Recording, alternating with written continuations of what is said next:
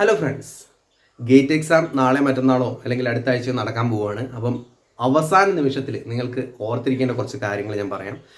പഠിക്കുന്ന കാര്യങ്ങളൊന്നുമല്ല, നമ്മുടെ ഒരു സെൽഫ് മോട്ടിവേറ്റഡ് ആയിരിക്കുക, അതിനെപ്പറ്റി തന്നെയാണ് ഞാൻ പറയുന്നത്.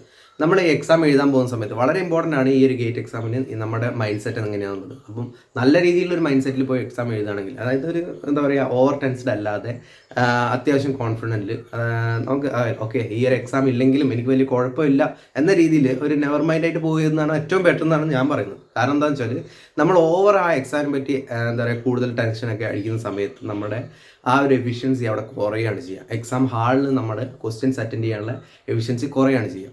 നമ്മളിപ്പം ഒരു ക്വസ്റ്റ്യൻ എടുത്തു കഴിഞ്ഞു, അപ്പോൾ ഫസ്റ്റ് ക്വസ്റ്റ്യൻ അറ്റൻഡ് ചെയ്യുന്ന സമയത്ത് അത്യാവശ്യം ടഫ്നെസ് കൂടുതലുള്ള ക്വസ്റ്റ്യൻ ആണ് വിചാരിക്കുക. അപ്പോൾ ആ ക്വസ്റ്റ്യൻ എടുത്തു കഴിഞ്ഞാൽ നിങ്ങൾക്ക് തോന്നും ഓക്കെ ഈ ഒരു എക്സാം കംപ്ലീറ്റ്ലി ടഫാണല്ലോ.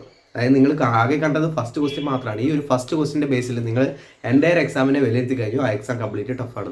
നേരെ മറിച്ച് നിങ്ങൾക്ക് കിട്ടുന്ന ഒരു സിമ്പിൾ ക്വസ്റ്റ്യൻ ആണ് വിചാരിച്ചു. ഫസ്റ്റ് ക്വസ്റ്റ്യൻ വളരെ സിമ്പിൾ ആണെങ്കിൽ നിങ്ങൾ വിചാരിക്കും എക്സാം വലിയ കുഴപ്പമില്ല, എന്നെക്കൊണ്ട് ചെയ്യാൻ പറ്റുന്ന രീതിയിലുള്ള ക്വസ്റ്റ്യൻ ആണ് എന്ന രീതിയിൽ കൺവേർട്ട് ചെയ്ത് നിങ്ങളുടെ മൈൻഡ് സെറ്റ് കംപ്ലീറ്റ്ലി മാറി.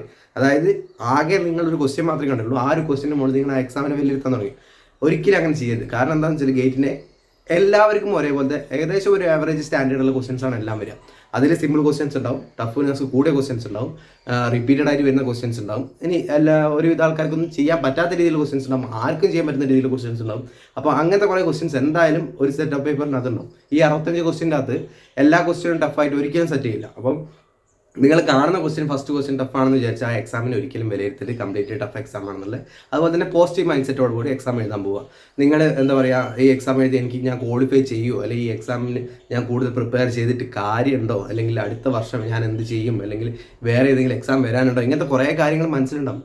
ആക്ച്വലി ഞാൻ പറയുന്ന കാര്യം എന്താണെന്ന് വെച്ചാൽ നമ്മുടെ മൈൻഡിനെ മാക്സിമം ഫ്രീ ആക്കി ഇടാം.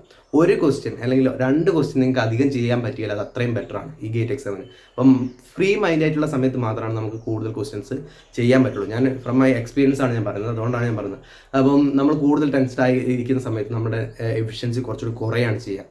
ടെൻഷൻ കൂടുന്ന സമയത്ത് നമുക്ക് കൂടുതൽ ക്വസ്റ്റ്യൻസ് ഒന്നും ചെയ്യാൻ പറ്റില്ല. എന്നൊരു ഇപ്പം 10-50 ക്വസ്റ്റ്യൻ ചെയ്യുന്ന ഒരാളാണെങ്കിൽ നിങ്ങൾക്ക് ഓവർ ടെൻഷൻ ആകുന്ന സമയത്ത് ഒരു 4-5 ക്വസ്റ്റ്യൻ 45 ക്വസ്റ്റ്യൻ വരെയൊക്കെ ഉള്ളൂ നമുക്ക് സോൾവ് ചെയ്യാൻ പറ്റുള്ളൂ. നേരെ മറിച്ച് നിങ്ങൾ ഫ്രീ മൈൻഡായിട്ട് ഓക്കെ ഒരു പാട്ടൊക്കെ പാടി ഇന്ന് ചെയ്യുന്ന പോലെ അങ്ങ് ചെയ്യുകയാണെങ്കിൽ നിങ്ങൾക്ക് 1-2 ക്വസ്റ്റ്യൻ അധികം ചെയ്യാൻ പറ്റും. കാരണം ഞാൻ ഈ പറയുന്ന വേറെ ഒന്നല്ല, 1-2 ക്വസ്റ്റ്യൻ്റെ വില നിങ്ങൾക്ക് റിസൾട്ട് വരുന്ന സമയത്ത് മനസ്സിലാവും.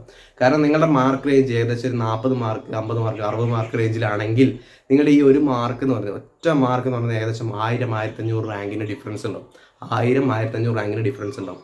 അതായത് ഞാൻ റേഞ്ച് പറഞ്ഞു 40 മാർക്ക് മുതൽ 60 മാർക്ക് വരെ റേഞ്ചില്ലാതെ ഒരുപാട് പേരുണ്ടാവും. അപ്പോൾ അതുകൊണ്ട് തന്നെ അവിടെയൊക്കെ ഒരു മാർക്ക് ഡിഫറൻസ് പറഞ്ഞാൽ അത്യാവശ്യം നല്ല രീതിയിലുള്ള റേഞ്ച് ചേഞ്ച് ഉണ്ടാവും. അതുകൊണ്ടാണ് ഞാൻ പറയുന്നത് നിങ്ങൾ മാക്സിമം കോൺഫിഡൻ്റ് ആയിട്ടിരിക്കുക. അതുപോലെ തന്നെ നെഗറ്റീവ് തോട്ട്സ് എല്ലാം ഒഴിവാക്കുക. അതായത് ഈ എക്സാം കഴിഞ്ഞാൽ ഞാൻ എന്ത് ചെയ്യും, എക്സാം കൂടുതൽ പ്രിപ്പയർ ചെയ്യേണ്ടിയിരുന്നോ, അല്ലെങ്കിൽ കൂടുതൽ പഠിക്കേണ്ടിയിരുന്നോ, അങ്ങനത്തെ കാര്യങ്ങളൊക്കെ വിടുക. കാരണം എക്സാം പഠിക്കേണ്ട സമയം കഴിഞ്ഞു, ഇനിയിപ്പം എക്സാമിലേക്ക് പോവുകയാണ്. അപ്പോൾ ഇനി എക്സാം ഹാളിൽ എങ്ങനെയാണ് നമ്മൾ പെർഫോം ചെയ്യുന്നത് അതിനെ ബേസ് ചെയ്തിട്ടായിരിക്കും നമ്മുടെ റിസൾട്ട്.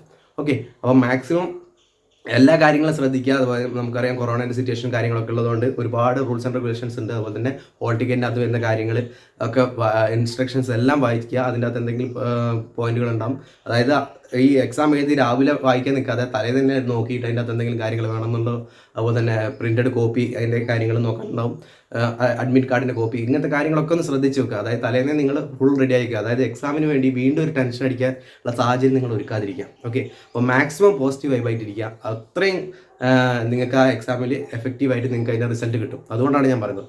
ഓക്കെ, അപ്പോൾ ഓൾ ദി ബെസ്റ്റ്, നല്ല രീതിയിൽ പെർഫോം ചെയ്യുക.